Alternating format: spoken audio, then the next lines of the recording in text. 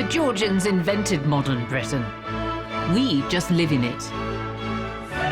Pretty sensational. Pandora's box was opened. There was a sudden eruption of freedom of speech. The fountain is an analogy for the rise of the House of Hanover, defying gravity. This is the essence of the system of cabinet government that we still have today. Join me, Lucy Worsley, for the first Georgians, starting next Thursday at 9 on BBC4 and BBC4 HD. When my heart aches, I'm drowning, pain won't go away. I'm afraid your love will blow me away. Am I down? Oh, 'cause I numb the pain. Ever just another runaway. Hinterland.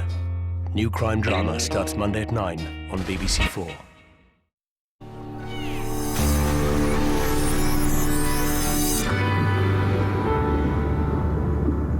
A long weekend in the country turns into a firearm-fueled frenzy of bloodshed and murder now on BBC4. Another day, another ripping yarn from Palin and Jones.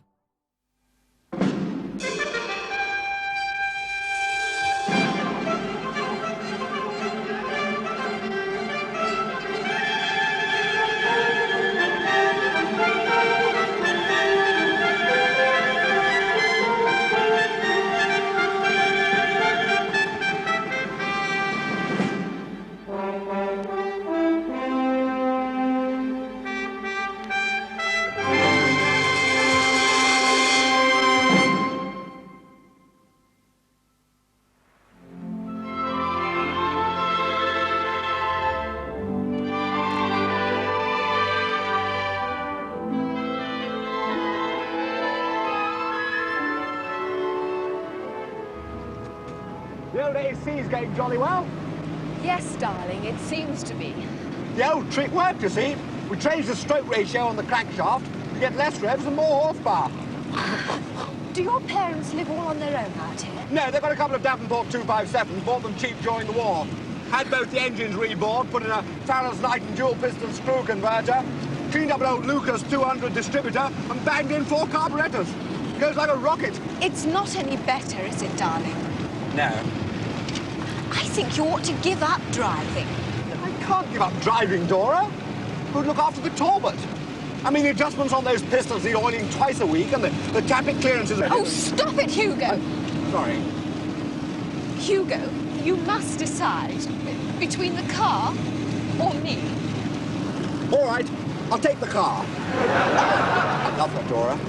I love the way I can get twice the speed at less revs by a simple adjustment to the timing ratio in a fan-scavenged engine, or by putting the 2 coils into the alternator lead in one of the... Stop here, Hugo! Emergency stop? Oh, jolly good. Look at that, eh? No locking. But that's using the new friction liner pads that fit down the tools. Goodbye, Hugo. Goodbye, love.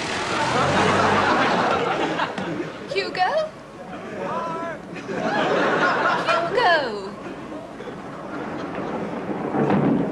Oh, Hugo!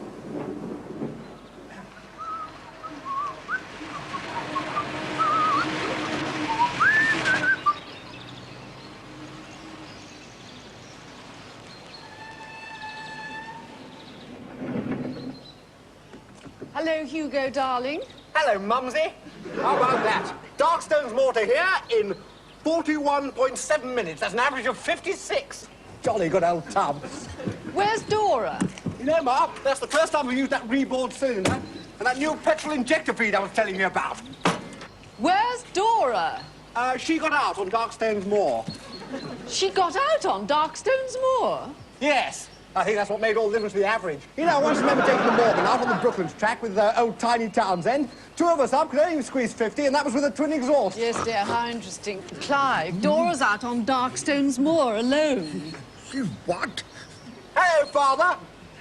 I'll kill him. Not now, Daddy. He's very bad today. We'd better call a doctor. Hey, come and see this new manifold. Now I've cleaned it all up. Call a doctor? What he needs is a damn good thrashing. Clive, please. He needs the skin taken off his back with a triple-thonged bamboo back leather strip. That's what he needs. Remember what the doctors in London said. Doctors? What doctors need is a damn good flogging. You know what the Ottoman Turks used to do with loonies? He's not a loony, Dada. Used to tie them to trees, beat them senseless. They didn't stand for any nonsense. Hugo, come and lie down. It's been a long journey. Well, don't you want to see the remount on the cylinders? It's a super little job. Let me just kick him.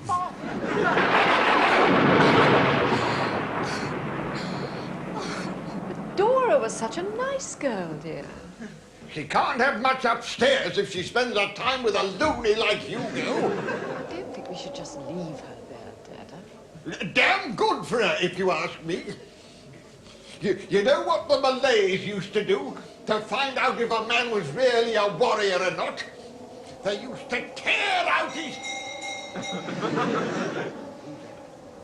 That'll be Charles and Ruth, dear. That pair.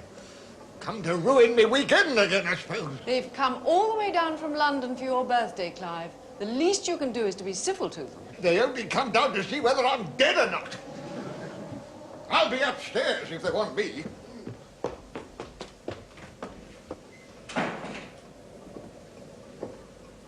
Mr. Charles and Miss Ruth, my lady. Charles! Hello, Mumsy.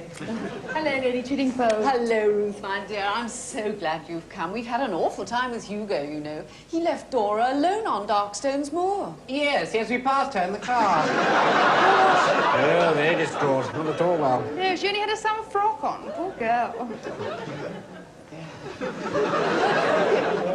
Where's Father?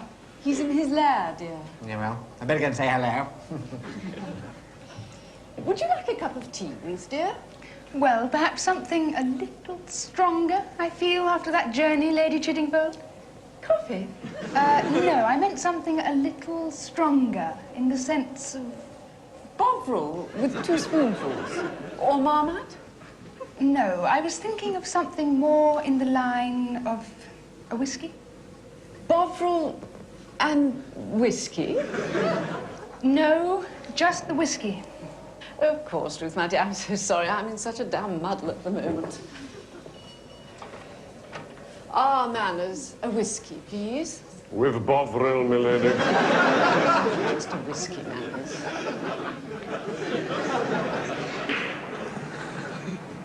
Hello, Father. Hello, Charles.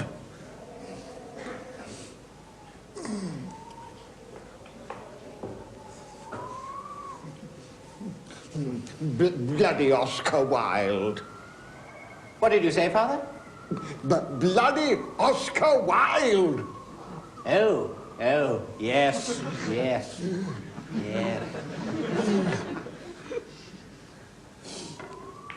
And how's the Foreign Office? Oh, not bad, really. We've finished painting the Whitehall side and we start on the West Front next week. Still no chance of a job inside? No, far too dim.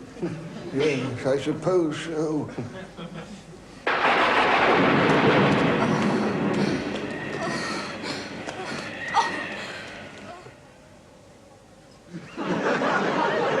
No, Manners. Whiskey in a whiskey glass.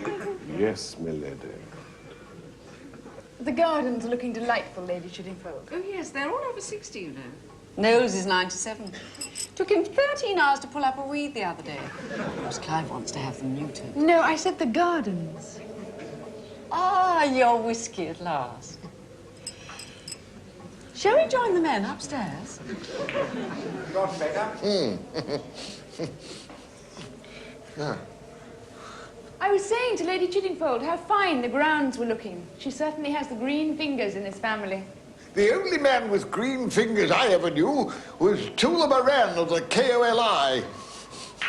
He was beating some chappie in Burma for breathing too regularly. Not now, Clive. You know, he was one of the few men I know who was squeezed to death by an anaconda. All these innards. Dear, listen to that wind. Going to be a hell of a night if you ask me.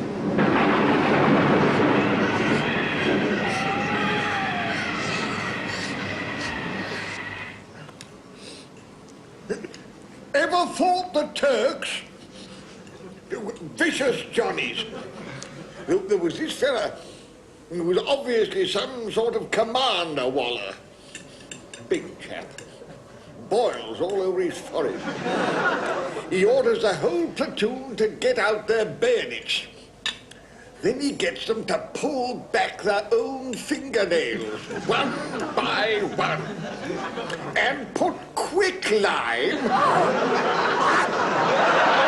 the matter with her? No, it's nothing, Father. She's just a touch squeamish, that's all. Squeamish? It wouldn't have done me any good to be squeamish. We didn't have any time for that squeamish nonsense when you're fighting next to a fellow with both his knees hanging off. You can't afford to start getting squeamish. Hello, all. You never told me I was missing supper. Hugo, darling. My God, here comes the family loony. Hello, Charles. Hello, Ruthie. Father, you know you used to have one of those Barracuda 8 cylinders with an overhead camshaft. Hugo, don't bother your father now. Go back to bed and have a nice rest. Well, the other day, I was trying to realign the cylinders on the old AC, you know, soup it up a bit. And apparently the easiest way to do it with an overhead camshaft like the one you've got... Oh, go away! Hugo, to bed, please. ...is to realign the throttle control. Hugo, please, you're not well. I'm all right, Mumsy. Don't worry about me. Of course you're not all right, you idiot. Manners. Help me take Master Hugo back upstairs, please. Yes, my lady. Give him a damn good throttling. Oh, that's what I mean. It's all in the throttle. Well, a strong half-yard of cable attached direct to the carburetor feeds on a line at an angle to the distributor head increases the compression ratio. If you readjust the connecting rod... What a disaster. I'd rather have a box of fish than a son like that. Looking forward to your birthday tomorrow, Peter? No. The trouble is, Mumsy, that on the specification there's a black lead to the distributor and a red lead that Yes, just rest, dear. Do you think I'll ever get over it, Mother? I hope so, dear. Just keep eating lots of fruit. Oh, no! That'll be your father being murdered. What's happened? Dada's been murdered. Oh, dear. But how? I don't know. I didn't see who did it. I was over at the wall in the end, seeing there was a secret door in it, and suddenly I heard a shot, and I came over here and turned out he was dead. Well, perhaps he shot himself. Yes, that's probably it. Well, I can't see a gun anywhere. Perhaps he shot himself and then threw the gun out of the window. There's suspicion of gardeners or something. He's been shot in the back. Oh, Mumsy, who would have wanted to kill him? We all would, dear. You know that. Yes, I suppose so. Milady. Yes, Manners? It's Miss Ruth. She is dead as well, milady. Oh, not now, Manners, please. Milady, I just thought you'd like to know. Yes, I do appreciate it, Manners, but with my husband just being murdered and having Hugo in bed and everything... Can we read the will now, Mumsy? No, dear. Look, darling, we must get it sorted out in here first. How many people are dead? Well, there's Daddy. Yes, that's one. And poor old Ruthie. Yes, that's right, two. And what about Hugo? Hugo's not dead. Well, he's not very well, is he, Mumsy, you know? Yes, but I only want to know who's actually dead, dear. Perhaps I'd better pop upstairs and check on Hugo. He's awfully quiet. All right. But don't give him a shock, dear. Don't tell him what's happened. Oh, no. I'll be ever so careful. Manners. Yes, milady. Go and check the gun case immediately. Yes, milady. Oh, and Manners. Yes, milady. Tell Edith we'll only be 3 for lunch tomorrow. The telephone, milady. Yes, thank you, Manners.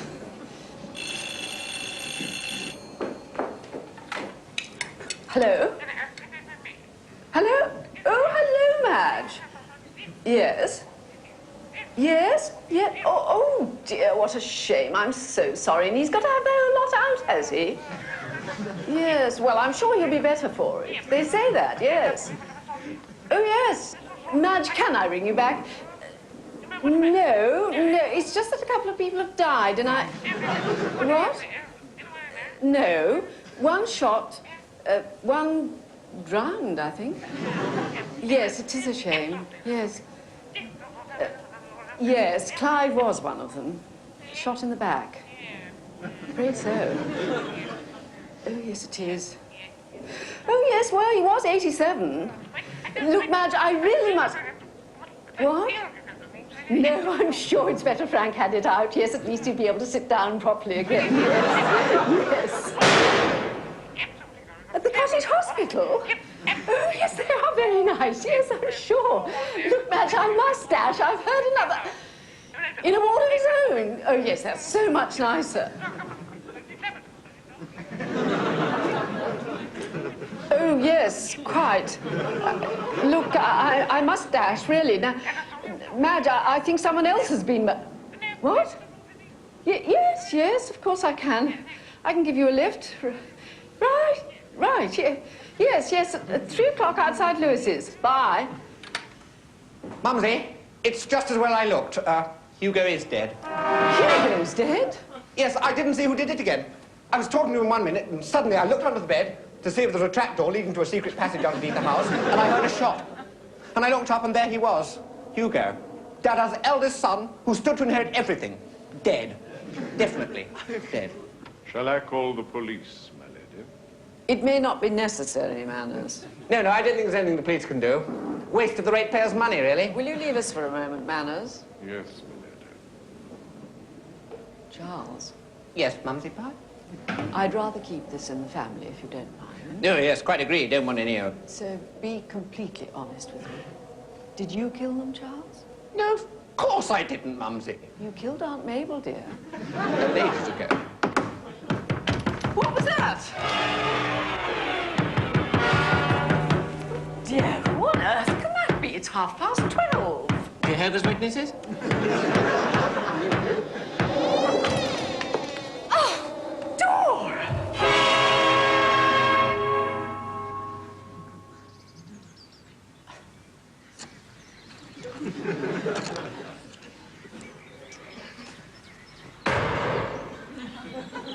Charles?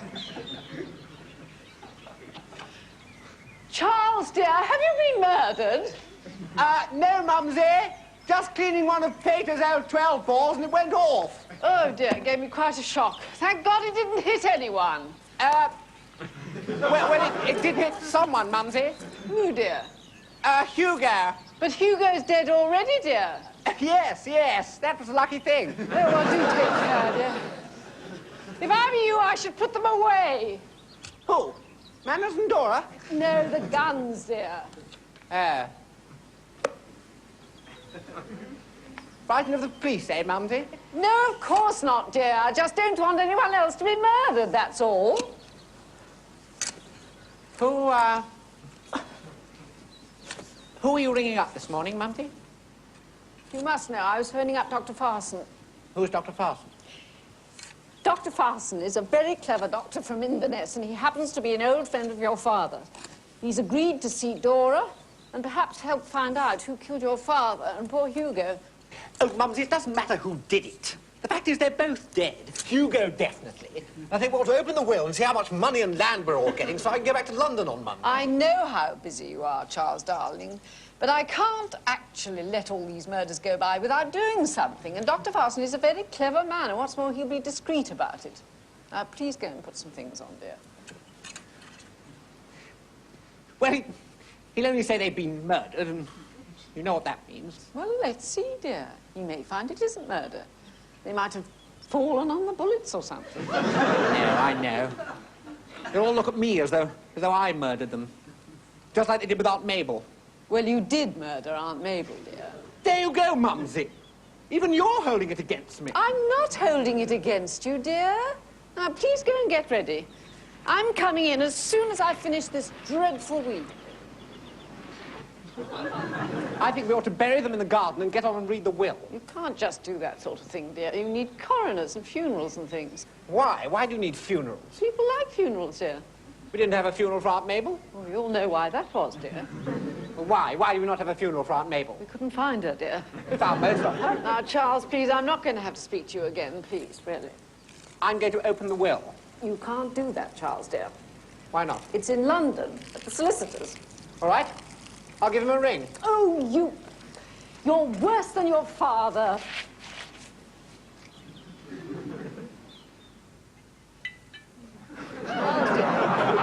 When I write to the Telegraph, do you think I should say passed peacefully away or just passed away? Shot away? Suddenly, perhaps that's better. Yes.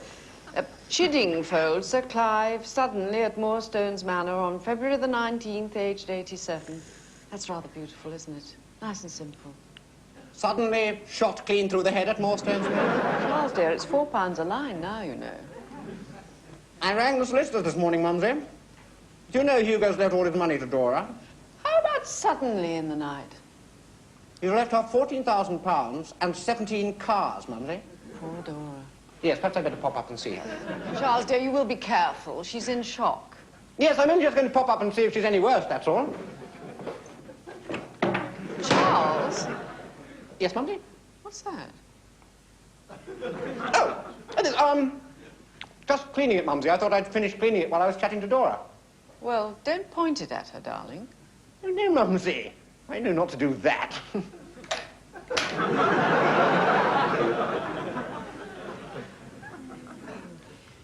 Very suddenly in the night. All right, Manners. Yes, milady. Dr. Farson, I'm Lady Chiddingfold. Welcome to Moorstones Manor. Your husband told me so much about you.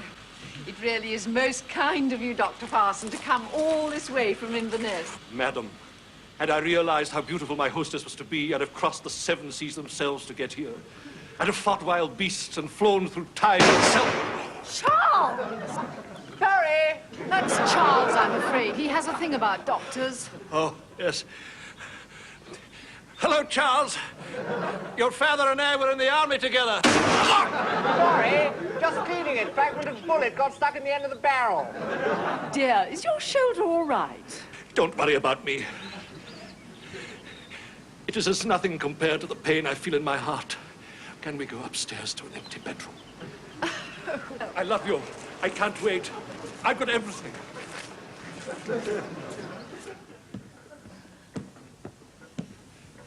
Ah, this is my son, Charles. He's the one who's not dead. I was saying what a very beautiful, beautiful woman your mother is. Charles, will you take Dr. Farson up to Dora's room, please? Dora? Yes, my son's fiancée. She was lost on the moor. She arrived in a hysterical state last night. I don't think there's much the doctor can do, Mumsy. She's slipping away fast. In fact, she's probably dead by now. I think she's got pneumonia or cholera. Off you go.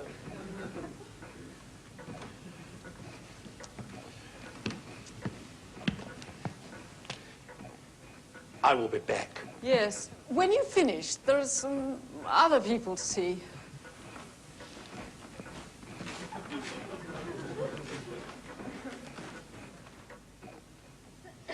How was she? She is in a state of severe shock, Lady Chiddingfold, but I think she'll recover. She had some traumatic experience last night, which she still finds difficult to describe. Is there anything you can do? Well, I rubbed some Vic on her chest. Did that help? Yes. Yes, I did, thank you. Now, if we just go in here. This is my eldest son, Hugo. Oh. Oh, he's been shot quite recently. He was shot last night and then again this morning. Oh, I see. By mistake. Now, he's dead, isn't he, Doctor? I mean, he's not going to recover, is he? Charles, No, he's quite severely dead. I think I'll go and sit with Dora. Well, why don't you stay with us, Charles, dear? No, I think someone ought to be with her, Mumsy, during her last hours. And over here is my husband.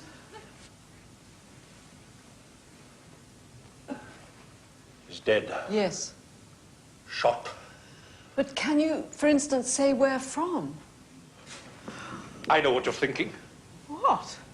You're thinking I have a false lip. No, I wasn't. What's wrong with a false lip? People have false arms, false legs. Absolutely nothing, I'm sure. All right. I do have a false lip. It's obvious, isn't it?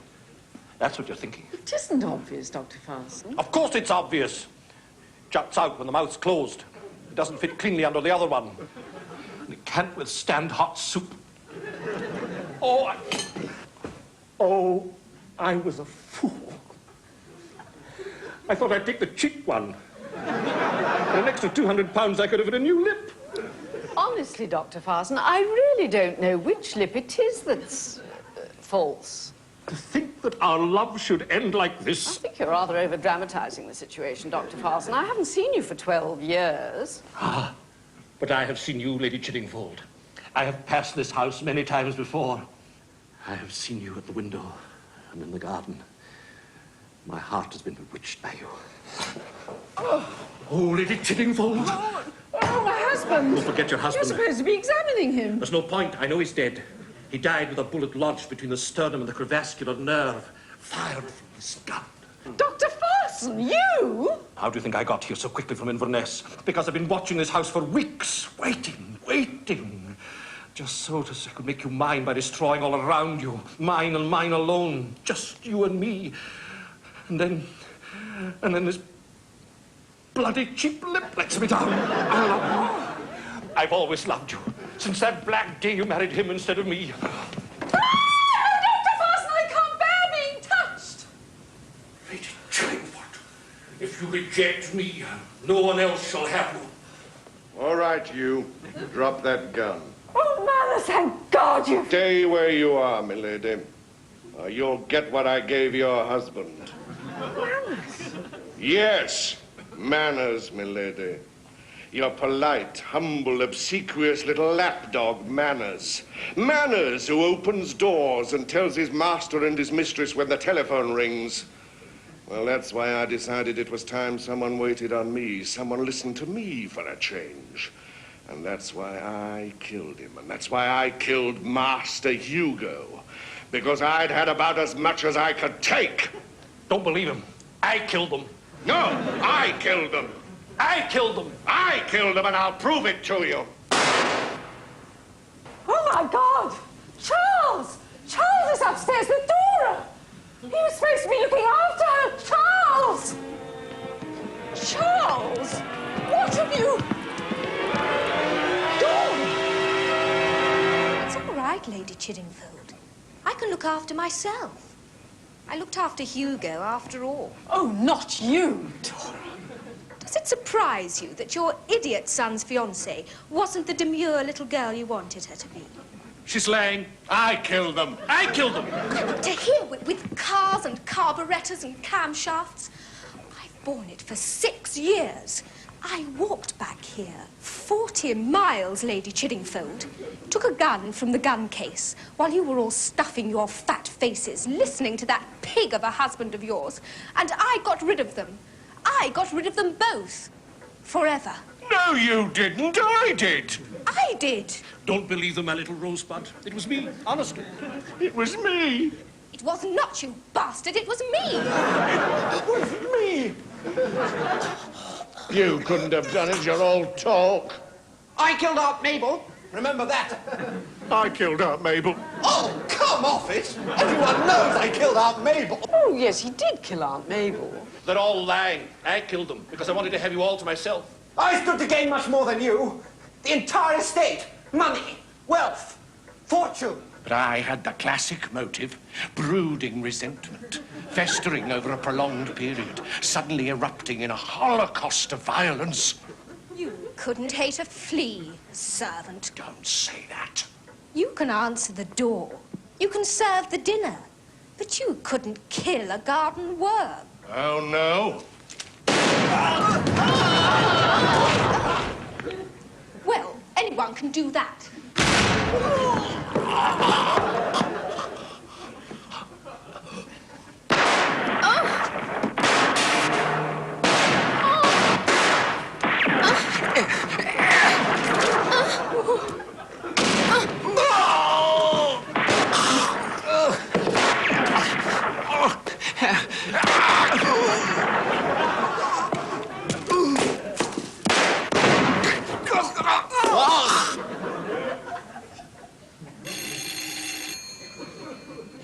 The telephone. Oh, yes, thank you, Manners.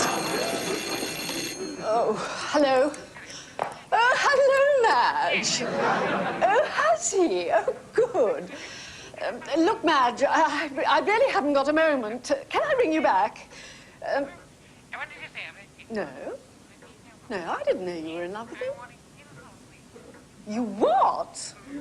Oh, no, Madge, you can't have done. No, Madge, really? 4 people have already confessed. There isn't a... Madge! Madge!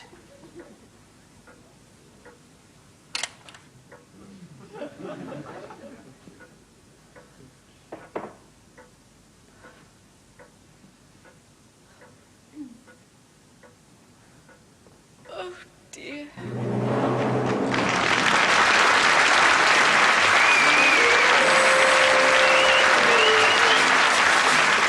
More comedy still to come here on BBC4 this evening. Stay right where you are for some Vickers with jokes in just a moment. You won't want to miss it. Then at 11, another chance to explore Biddulph Grange with this week's British Garden in Time.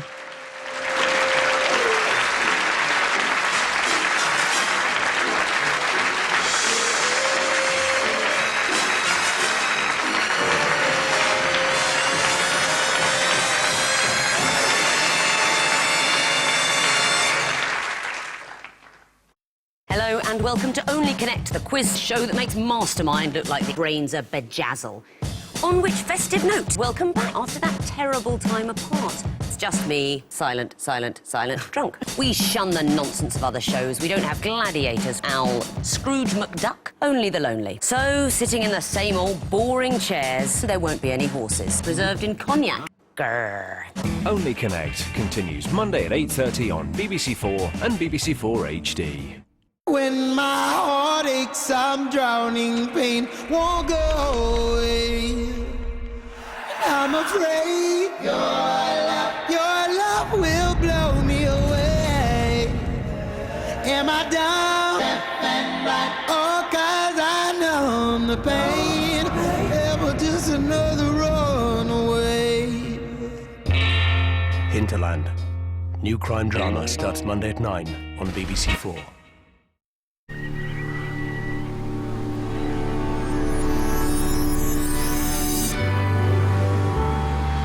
Comedy now on BBC4 and perhaps surprisingly some strong language as we join some Vickers with jokes.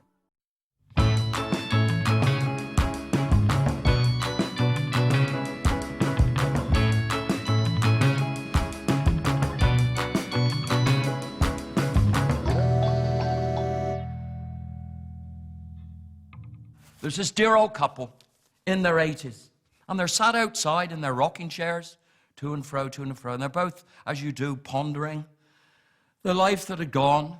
And suddenly the old man, he got up, he went across to his wife, he slapped her across the face. So she said, "What's that for?" So he said, "That's for 55 years of rotten sex." And he went back and sat down. And they're carrying on in their rocking chairs. To and fro they went. And then the old lady got up, went across to him, slapped him across the face, went back and sat down. And he said, "What's that for?"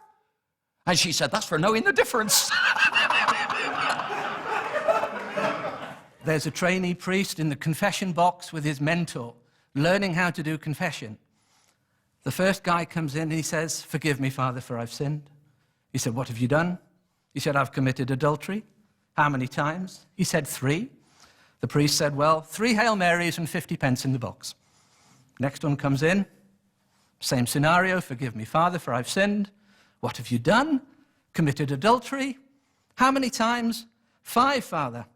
"Oh, 5 Hail Marys and £1 in the box." With that, the priest's mobile phone goes. It's an emergency. He's called away to do the last rites.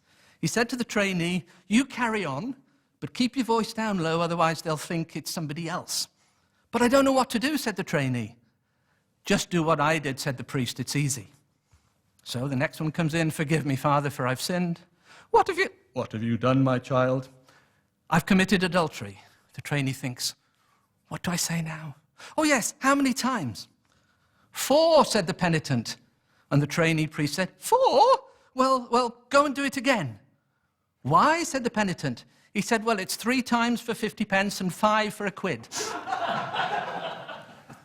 3 men have just died and they've gone to heaven. And St. Peter's there, and he opens the gates and he says, "You can go into heaven,